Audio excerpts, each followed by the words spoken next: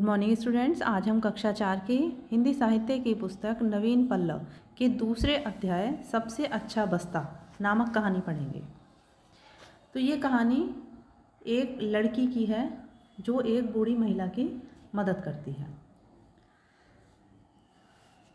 तुलसीदास जी ने कहा है कि परहित सरिस धर्म नहीं भाई, पर पीड़ा सम नहीं अधमाई, कि दूसरों की भलाई से बढ़कर कोई धर्म नहीं है और दूसरों को पीड़ा पहुंचाने से बड़ा कोई अधर्म नहीं है। तो आइए शुरू करते हैं कहानी सबसे अच्छा बस्ता। एक दिन यशोदा ने पाठशाला से लौटकर अपनी माँ से कहा, आज हमारी अध्यापिका कहती थी कि पुस्तकें रखने का बस्ता बड़ा सुंदर होना चाहिए। अगले सप्ताह वे हम सबके बस्ते देखेंगी। जिस लड़की का बस्ता सबसे अच्छा होगा उसे एक सुंदर गुड़िया इनाम में दी जाएगी। माँ, मैं चाहती हूँ कि यह इनाम मुझे मिले। यशोदा की माँ ने कहा, मेरे पास सुंदर कपड़े का एक टुकड़ा है जिस पर बड़े बड़े मनोहर फूल बने हैं, तुझे दे दूँगी। तो जब यशोदा एक दिन अपने घर आती है तो वह अपनी माँ से बताती है कि आज हमारी अध्यापिका ने कहा था कि पुस्तक रखने का बस्ता बहुत ही अच्छा होना चाहिए, सुंदर होना चाहिए, और अगले सप्ताह वो हम सबके बस्ते देखेंगी। और उन्होंने यह भी कहा है कि जिस लड़की का बस्ता सबसे अच्छा होगा उसे एक गुड़िया इनाम में दी जाएगी। माँ, मैं चाहती हूँ कि यह इनाम मुझे मिले। तब उसकी माँ बताती है कि उसके पास एक सुंदर सा कपड़े का टुकड़ा रखा है जिस पर बहुत ही सुंदर सुंदर फूल बने हैं, तो वह टुकड़ा वो उसे दे देगी। माँ ने संदूक खोलकर यशोदा को दिखाया। यशोदा प्रसन्न होकर तालियां बजाने लगी। उसे विश्वास हो गया कि इतने सुंदर कपड़े से बने बस्ते पर इनाम उसे ही मिलेगा। उसने माँ से कहा, हाँ, यह बहुत सुंदर है, इसका बस्ता सिल दीजिए। यशोदा की माँ ने उसके लिए कपड़े का सुंदर सा बस्ता सिल दिया। तो जब यशोदा की माँ ने यशोदा को वह कपड़ा दिखाया जिसका वह उसका बस्ता बनाना चाहती थी, तो वह कपड़ा यशोदा को बहुत ही पसंद आता है और अब उसे विश्वास हो जाता है कि इनाम उसे ही मिलेगा। तो वह माँ से कहती है कि हाँ माँ, इसका बस्ता सिल दीजिए। तो दूसरे दिन पाठशाला में यशोदा की श्रेणी की लड़कियाँ अपना अपना बस्ता दिखाने के लिए लाईं। अध्यापिका ने कहा, एक सप्ताह बाद बताऊंगी कि किसका बस्ता सबसे अच्छा है, अभी नहीं। यशोदा जानती थी कि कपड़ा हाथ से मसलने से मैला और ख़राब हो जाता है, इसलिए वह बस्ता पाठशाला नहीं ले गई। धीरे धीरे वह दिन भी आ पहुंचा जब इनाम का निपटारा होने वाला था। सब लड़कियां अपना अपना बस्ता लेकर पाठशाला जा रही थी। प्रत्येक लड़की सोचती थी कि उसका बस्ता सबसे अच्छा है और इनाम उसे ही मिलेगा। किंतु यशोदा का बस्ता देखा तो सबने कहा, यशोदा, तेरा बस्ता बहुत सुंदर है, इनाम तुझे ही मिलेगा। यशोदा सुनकर हंस पड़ी। उसके साथ 3 लड़कियां और चल रही थीं। सबकी निगाहें उसके बस्ते पर टिकी थी। अचानक रास्ते में एक स्थान पर बहुत से लोगों को खड़ा देख यशोदा और उसकी सहेलियां रुक गईं। उन्होंने देखा कि एक बूढ़ी स्त्री धरती पर पड़ी है। कई स्थानों पर उसके शरीर से लहू टपक रहा है और मक्खियां बैठ रही हैं। बुढ़िया बहुत निर्बल थी और मक्खियां नहीं उड़ा पा रही थी। वह चिल्ला कर कह रही थी, अरे कोई दया करो, मेरे घावों को कपड़े से ढक दो, ये मक्खियाँ मुझे बहुत तंग कर रही हैं। किंतु कोई भी उसकी ओर ध्यान नहीं दे रहा था।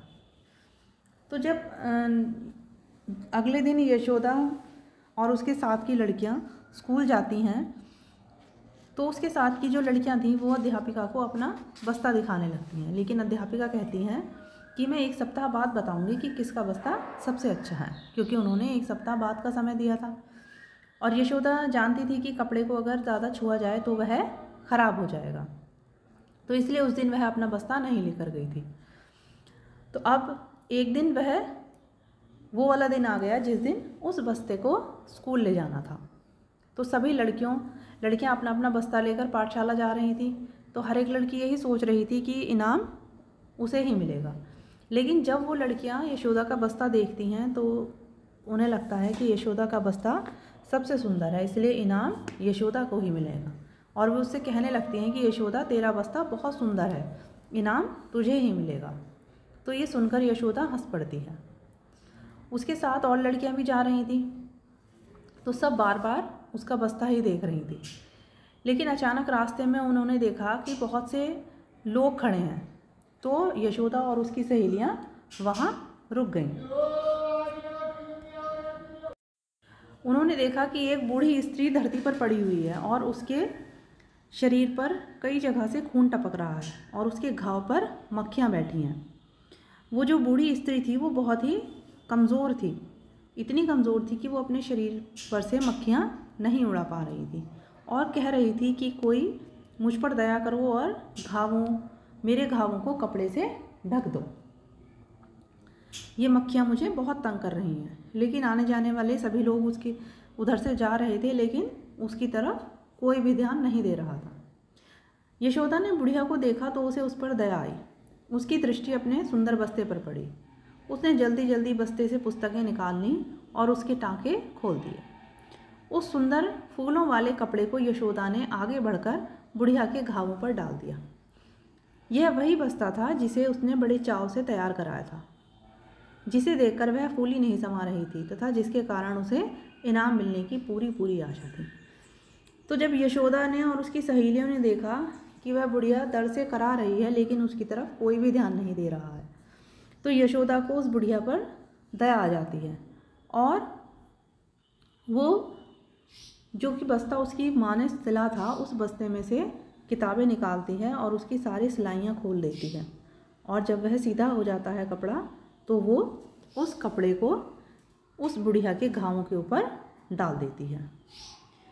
हालांकि उसे दुख हो रहा था क्योंकि उसने बहुत ही मन से उस बस्ते को सिलवाया था, लेकिन उसके मन में दया भाव भी था, इसलिए यही सोचकर उसने उस बस्ते को खोल दिया और उस बुढ़िया के घावों के ऊपर डाल दिया।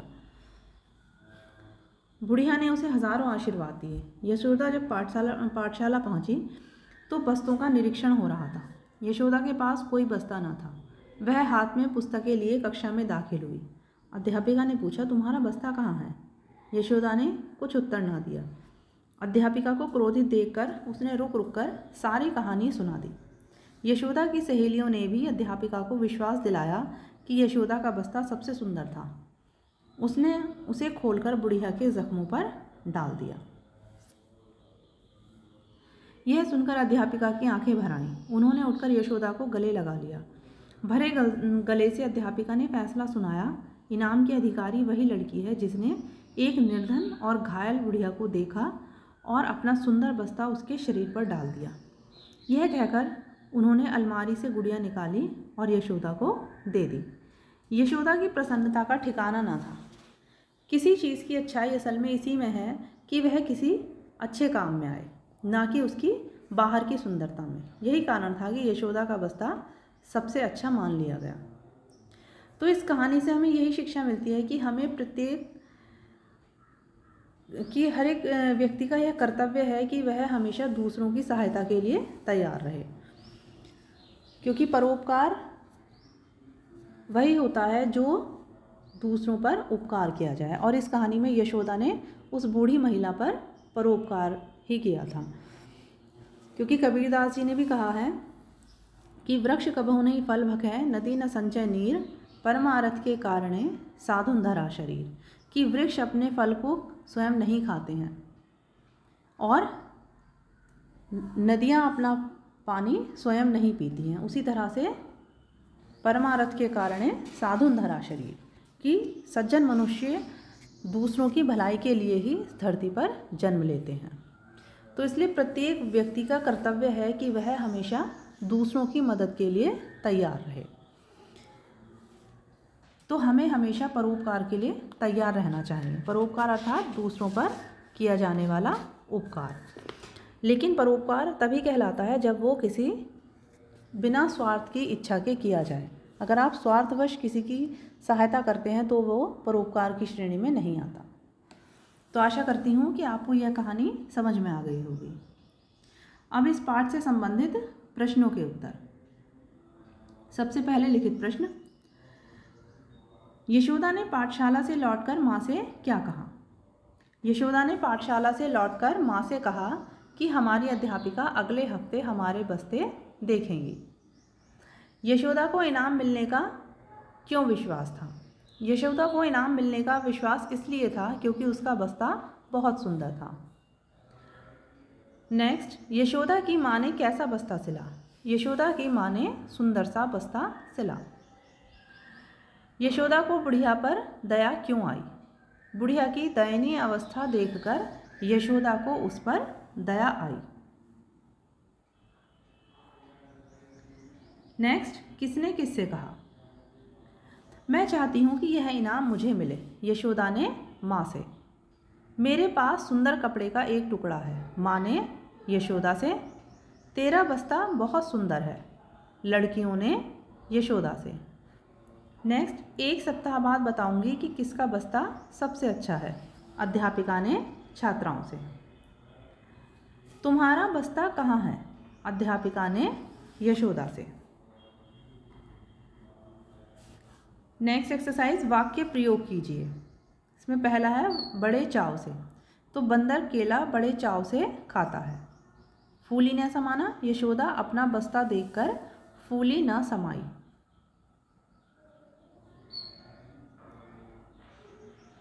गले लगाना। अध्यापिका ने यशोदा को गले से लगा लिया। भरे गले से। यशोदा ने भरे गले से सारी कहानी अध्यापिका को सुनाई। प्रसन्नता का ठिकाना ना होना। इनाम पाकर यशोदा की प्रसन्नता का ठिकाना न रहा। नेक्स्ट, व्याकरण बोध। विशेषण विशेष्य अलग कीजिए। तो इसमें आपको विशेषण और विशेष्य अलग अलग कर लिखने हैं।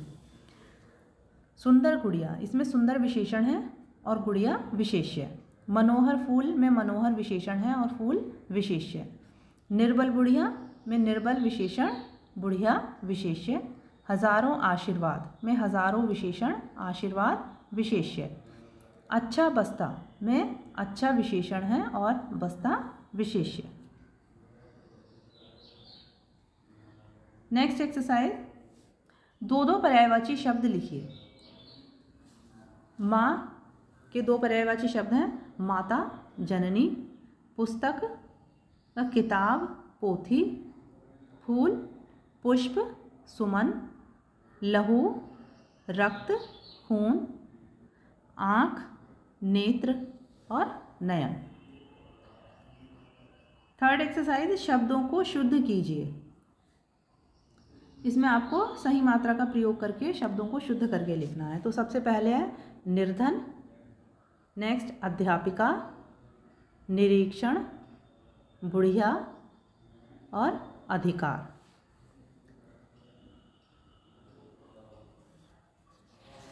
मौखिक प्रश्न।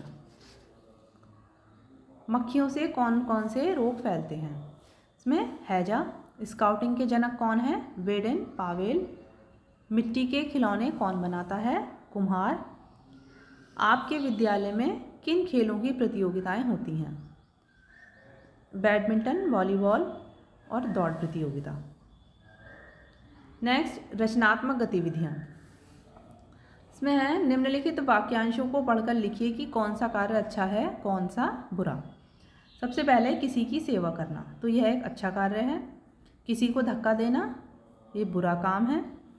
अंधे को सड़क पार कराना, ये एक अच्छा काम है। और प्रतियोगिता में भाग लेना, यह भी अच्छा काम है। नेक्स्ट है परोपकार का महत्व विषय पर अपने विचार 10 वाक्यों में लिखिए। तो इस कार्य को आप स्वयं करेंगे। परोपकार का अर्थ होता है दूसरों की भलाई करना। ये 2 शब्दों से मिलकर बना है, पर प्लस उपकार।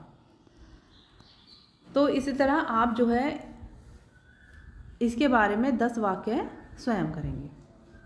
तो आशा करती हूँ कि आपको यह पाठ समझ में आ गया होगा। इस पाठ के प्रश्नोत्तर और अतिरिक्त प्रश्नों के उत्तर आप अपनी पुस्तक में साफ और स्वच्छ अक्षरों में लिखेंगे और इसके प्रश्नों के उत्तर और अतिरिक्त प्रश्नों के उत्तर आप याद करेंगे और उसे अपनी कॉपी पर लिखेंगे। Thank you.